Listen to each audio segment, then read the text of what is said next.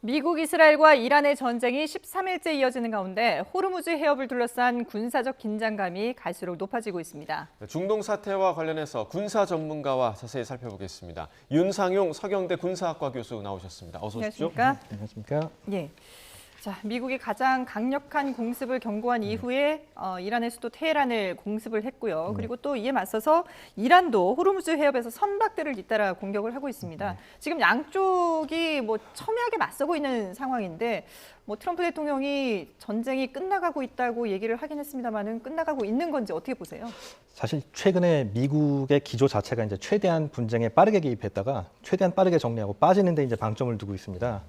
단지 이제 세상 일이라는 게 원하는 대로 뜻대로 되는 건 아니다 보니까 아마 처음 계획했던 것보다는 이제 빠르게 정리를 못 하고 있는 것 같습니다만 그래도 아직은 이제 2주차밖에 되지 않았습니다. 그러니까 제 생각에는 이 정도의 오차까지는 초전부터 대충 예상을 했었을 것이라고 생각합니다. 예.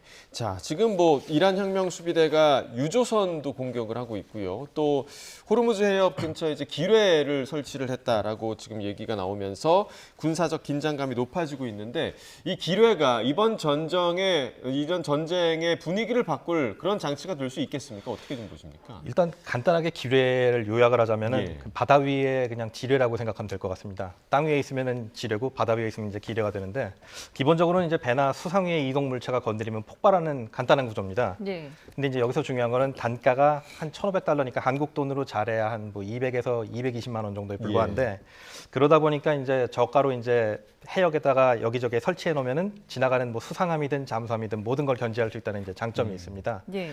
단지 이제 유일한 문제는 이게 대상체를 구분해서 터지진 않기 때문에 군함뿐만 아니라 이제 민간 선박 모두에게 이제 피해를 입힐 수 있다는 게 문제입니다. 그러면 이제 심리적 거부 현상이 이제 일어나게 되는데 무슨 얘기냐면 이제 해역에 들어서는 모든 배들이 어딘가에는 기뢰가 있을지도 모른다는 공포 때문에 이제 수조 원의 물동량에 이제 영향이 발생하게 되는 그런 효과입니다. 예. 근데 이 기뢰는 설치를 해두면은 떠내려가거나 이럴 위험성은 없습니까? 그러지는 않는 것 같습니다. 그러면은 이게 설치를 한 그 위치만 정확하게 안다면은 제거는 확실하게 할 수 있는 거군요. 예, 그렇죠. 예. 예. 근데 지금 이제 저희가 앞서서 그 화면에도 지금 이제 이란 쪽에서 기뢰를 설치하러 가는 소형 선박의 모습도 보였고 또 앞서서는 미국에서 이 선박, 기뢰 선박함을 설치하는 함을 폭파시키는 그런 영상도 보여줬는데 이 숫자가 약간 좀 차이는 있습니다만은 어쨌든 16척이든 60척이든 어쨌든 격파를 했다라고 미국 측에서는 자랑하고 있는 상황 아니겠습니까? 맞습니다. 예. 근데 이런 그 격파했다라는 것만으로 선박들이 마음 놓고 지나다닐 수 있는 그런 상황은 아니지 않습니까? 아직까지는 정확히 확인이 되기 전까지는 예. 쉽지는 않을 것 같습니다. 예. 자, 지금 유조선들을 미 해군이 지금 호위를 하겠다라고 트럼프 대통령이 언급을 한 바가 있는데 사실상 지금 해군 측에서는 이 부분을 좀 부담스러워하는 것 같거든요. 맞습니다. 들리는 일부 소식에 따르면 이제 호르무즈 해협을 통과하는 그 해운사들이 계속 메일 단위로 이제 중부사령부에 호위 요청을 하고 있는데 중부사령부 쪽에서는 기본적으로 전부 다 이제 지속적으로 거절을 하고 있다고 합니다. 예. 일단 명분은 이제 위험 수위가 너무 높기 때문에 선박의 안전을 100% 자기들이 보장을 할 수가 없다. 이제 이것을 이유로 대고 있습니다만 예. 쉽게 더 간단하게 얘기를 하자면은 이게 한두 척의 호위함을 붙인다고 해결될 수 있는 문제도 아니고 일단 지나다니는 배가 너무 많기 때문에 이걸 중부사령부에서 전부 다 보호를 해줄 수도 없습니다. 그렇기 때문에 이제 어떻게 보자면 지금 이란이 비대칭 위협을 가하고 있는 건데 이게 어떤 선까지는 먹히고 있다고 볼 수도 있을 것 같습니다. 그런데 지금 이란은 말씀하신 것처럼 호르무즈 해협을 이제 쥐고 있는 상황이고 미국은 트럼프 대통령이 연일 이제 그 호르무즈 해협에 대해서 풀어라, 그 이 안보 상황을 풀어라라고 얘기는 하고 있지만 실제로 이제 안 되고 있는 거잖아요. 그럼 미국 입장에서는 어떤 선택을 할 수 있을까요? 사실 안 되고 있다고 보기까지는 힘들 것 같습니다. 지금도 이제 물동량을 갖다 가끔씩 확인을 해보면은 네. 배 자체는 드나들고 있고 아, 지금 어제 뉴스에 들어온 걸로는 그 세 척의 배가 공격을 예, 당했다 그랬는데 사실 지나다닌 배의 숫자에 비해서는 사실 피해는 경미한 수준인 것 같습니다. 단지 이제 어쨌든 세 척이 공격을 당했기 때문에 이제 공포가 좀 조성이 될 수가 있는데 네. 그 부분을 갖다가 이제 어떻게 해결을 해야 될 것 같습니다. 예. 아까 말씀하신 그 미 해군이 위험 요소가 있기 때문에 지금 이 부분을 거절하고 있다라고 얘기를 해주셨는데 구체적으로 그 위험 요소라 하면 어떤 요소를 좀 얘기를 하는 걸까요? 기본적으로는 조금 전에 얘기했던 이제 기뢰가 가장 큰 문제가 될 것 같습니다. 그러니까 미군 측에서는 대부분 다 이제 소해를 했다고 얘기를 하고 있지만 그래도 혹시라도 빼먹은 게 하나라도 있었다간 이 피해가 이제 굉장히 커질 수 있기 때문에 이제 예. 그게 첫 번째 문제고요. 두 번째는 이제 요새 전장에 여기저기에 전부 등장하고 있는 이제 드론이 문제가 될 것 같습니다. 전후방을 가리지 않고 등장을 해서 뭐 민간 함정이든 군함이든 전부 가서 이제 공격을 할 수가 있다는 게 문제인데 네. 특히 민간 함정 같은 경우는 드론에 대한 대응 시설을 탑재하고 다닐 가능성도 잘 없고 예. 사실 드론 같은 경우는 종류도 굉장히 많은데 대응하는 방법도 각기 다 다릅니다. 예. 그렇기 때문에 이런 문제 때문에 이제 이란은 저비용으로 이제 에너지 수송로를 갖다 부담을 주겠다는 이제 그런 방침으로 접근하고 있는 것 같습니다. 실제로 이번에 이란이 이 드론 공격을 통해서 상당히 좀 여러 가지 효과를 보고 있지 않습니까? 예. 미국이나 이스라엘에서는 이 드론 공격에 대항할 수 있는 방법이 뭐 지금 뭐 패트리어트 미사일도 얘기를 나오고 있습니다만은 어떤 대응들을 할 수 있는 걸까요? 사실 드론에 대한 방어가 방금 말씀드렸듯이 이제 등급이나 종류에 따라 대부분 다 틀립니다.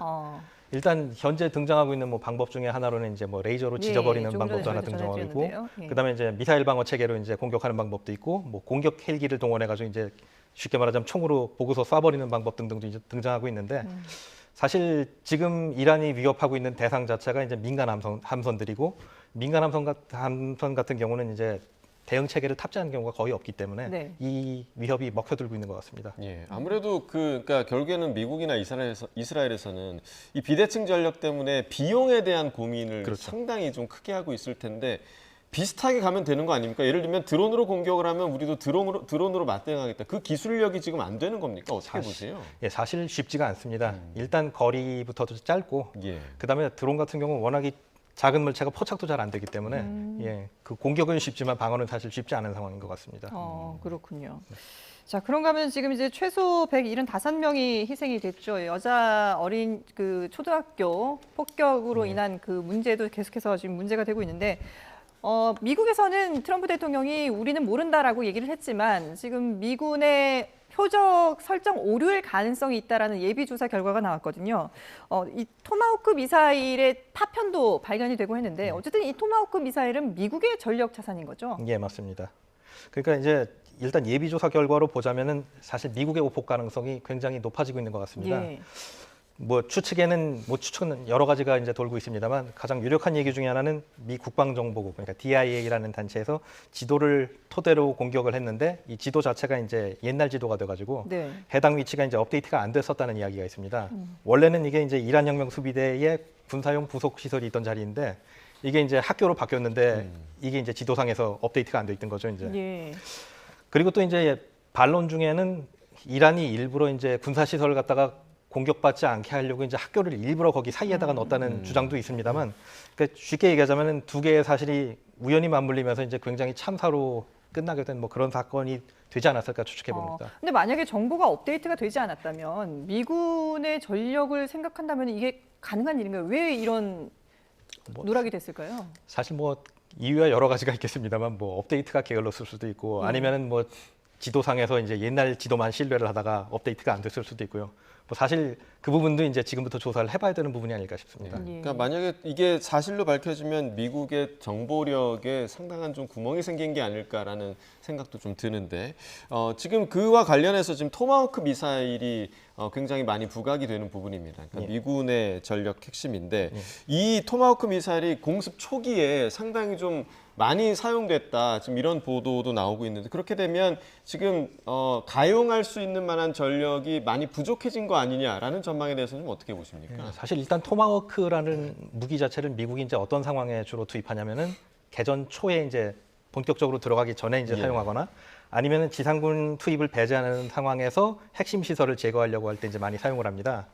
근데 이제 토마호크의 문제는 뭐냐면은 2026년 초 기준으로 볼 때 비축분이 한 4,000발 정도 있었다고 이제 예측이 되는데 예. 그것도 그나마도 이제 훈련용 미사일과 이제 노후 모델을 다 합쳤던 숫자입니다. 반면에 이제 생산량은 굉장히 떨어지는 걸로 알려져 있는데 지금 벌써 개전 한 2주 동안에 몇백 발을 썼다는 거는 생산량을 이미 상당수 소진했다는 뭐 이제 그런 결론으로 갈 수 있을 것 같습니다. 예. 지금 뭐 트럼프 대통령이 뭐 연간 1,000발을 생산하는 걸 목표로 하겠다고 했는데 제 생각에 아직까지 이게 반영이 됐을 가능성은 낮고요. 실질적으로 이게 현실적으로 그렇게 급격하게 1,000발까지 늘릴 수 있는지 그 가능성도 제가 좀 약간 믿기가 좀 힘든 것 같습니다. 예. 이 경우에 이제 미국이 가장 우려하는 건 어쨌든 간에 이제 안보 공백이겠죠. 예, 그렇군요. 네, 지금 중동 상황을 알아보고 있는데요. 잠시 국회로 좀 다녀오겠습니다. 국회가 오늘 본회의에서 한미 전략적 투자 관리를 위한 특별법, 이른바 대미 투자 특별법을 표결 처리했습니다. 네, 지금 국회 본회의 모습 보고 계십니다. 네, 자 우원식 국회의장이 지금 대미 투자 특별법의 통과 상황을 지금 이야기를 하고 있는데요. 지금 찬성이 226명, 반대 8명, 기권 8명으로 대미 투자 특별법이 통과가 됐습니다. 앞서 미국에서 우리나라가 대미 투자 관련 약속을 어겼다라면서 관세 재인상 방침을 밝히자 이에 우리 국회에서 좀 발빠르게 반응한 그 결과인데요. 예. 대미 투자 특별법 조금 전에 통과가 됐다는 소식이 들어왔습니다. 지난 9일에는 특위를 통과했고 어제 법사위를 통과했고요. 그리고 오늘 국회 본회의까지 최종 통과가 됐습니다. 네, 관련 소식 추가로 들어오면 다시 전해드리도록 하겠습니다.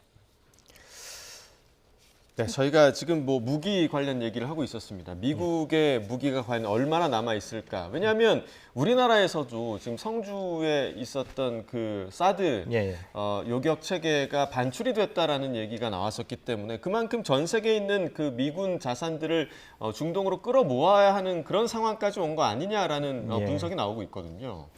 사실 재작년 2024년이었죠. 이스라엘하고 이란이 대규모 교전을 벌인 적이 있었는데 네.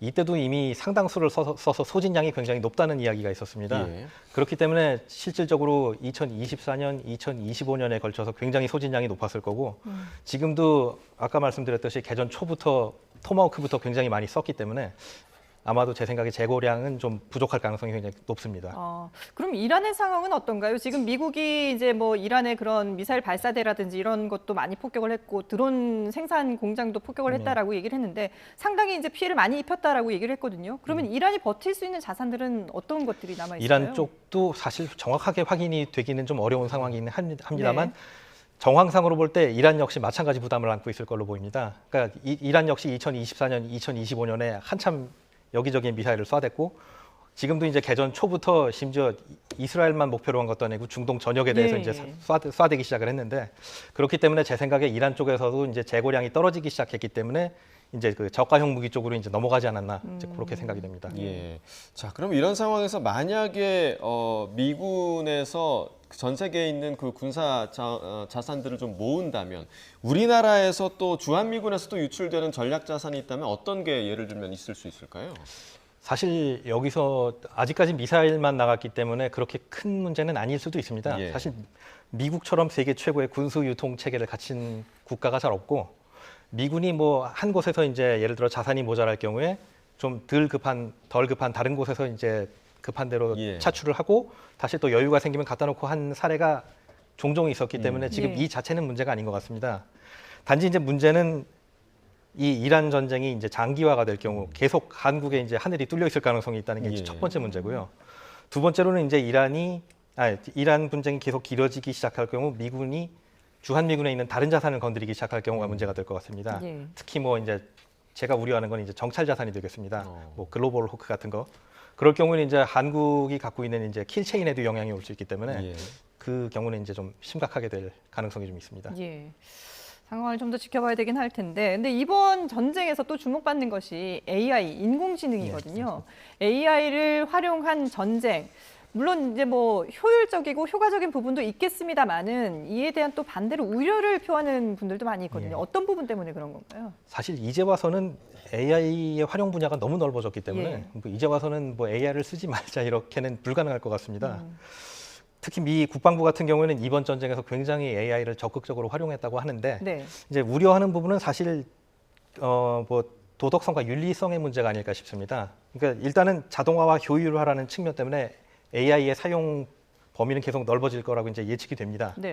근데 이제 아직까지는 뭐 AI가 자료를 수집하고 자료를 처리해가지고 이제 인간에게 선택 사항만 주는 이제 그런 형태로 운영이 되고 있는데 사실 지금의 발달 추세로 본다면은 그 인간의 선택까지도 이제 AI가 가져갈 가능성이 굉장히 높아지고 있습니다. 그렇게 되면 이제 전쟁의 시작부터 전쟁의 끝까지를 모두 이제 기계가 처리할 수가 있게 되는 거고 인간의 선택이라는 게 개입을 아예 안 할 수도 있는 거기 때문에 거기서 이제 윤리성의 문제가 좀 발생할 수 있을 것 같습니다. 근데 이 AI의 정확성은 그럼 어느 정도로 볼 수 있을까요? 일단 처리 속도가 인간이 하던 것보다는 비교할 수가 없게 빠르기 때문에 이제 거기서 이제 첫 번째 차이가 발생하는 것 같고, 둘째로 이제 뭐 예를 들어 무기 체계 같은 데 도입이 될 경우에는 뭐 인간 같은 경우는 생리적인 문제가 발생합니다. 뭐 피로가 발생할 수도 예. 있고 뭐 어느 정도는 뭐 부상이 있을 수도 있고 졸음이 올 수도 있고, 그렇지만 AI 같은 경우는 이제 그런 문제가 전혀 없고요. 시간이 지난다고 집중력이 떨어지는 것도 아니기 때문에 이제 그런 점에서 인간을 훨씬 우회한다고 볼 수 있습니다. 그럼 그 이번 그 이란 전쟁과 관련해서 사용된 AI 기술이라 하면 어떤 좀 예를 들면 어떤 기술이 좀 있을까요? 일단 뭐 이제 정보 융합을 해서 이제 활용하는 그 단계에서 이제 AI가 많이 활용이 된 것으로 보고 있습니다. 특히 이제 뭐 업체 이름까지 말하기는 그렇지만 예, 예. 특정 기업의 이제 AI들이 이제 이번에 제대로 들어가서 이제 제대로 활용이 됐는데, 그 단계에서 이제 주로 정보를 한 자리에서 융합하고 순식간에 이제 그걸 갖다가 분류를 해가지고 필요한 정보와 필요 없는 정보를 갖다 걸러내는 그런 역할들을 이제 했을 것으로 추측이 됩니다. 예. 자, 지금 이제 뭐 군사적으로 물자들도 지금 양쪽 다 미국도 그렇고 이란도 그렇고 이제 떨어지고 있는 그런 상황이라고 말씀을 하셨는데, 어쨌든 두 나라 모두 출구 전략을 찾아야 되지 않겠습니까? 맞습니다. 교수님이 보실 때는 어떤 방법이 가장 효과적이라고 보세요? 사실 제가 볼 때 이제 미국이 작년 말과 이제 올해 초에 발표했던 그 국가 방위 전략 NDS라는 문서와 그 국방 안보 전략이라고 있죠, NSS라는 문서를 갖다가 이제 좀 떠올릴 필요가 있을 것 같습니다. 두 문서가 이제 분명히 밝힌 부분이 뭐냐면은 앞으로 지역 문제는 미군이 빠질 것이고 주로 이제 지역 동맹을 갖다가 활용해서 최대한 이름을 할 것이다.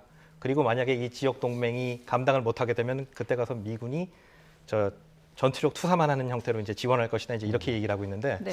제 생각에 이번에 전쟁 자체도 그 비슷한 기조로 가고 있는 것 같습니다. 그러니까 두 지역 동맹이라고 하면 제 생각에는 주로 이스라엘과 사우디가 될 것 같은데, 두 지역 동맹에게 이제 일임하기 전에 가장 지역 내에 위협이 될 수 있는 세력을 갖다 최대한 약화시켜 주는 게 이번 전쟁의 목적이 아니었을까. 그렇게 생각한다면 제 생각에 이란의 공세 능력이 거의 바닥이 나는 상태이기 때문에 그 1차적인 목표까지는 달성을 했다고 봅니다. 예. 단지 이제 두 번째는 여기서 끝내겠다고 하면 아마 이스라엘의 목표는 이란의 핵 능력까지 제거하는 거였을 거기 때문에 이 부분에서는 약간 이스라엘과 아직 이견이 있지 않을까 싶습니다.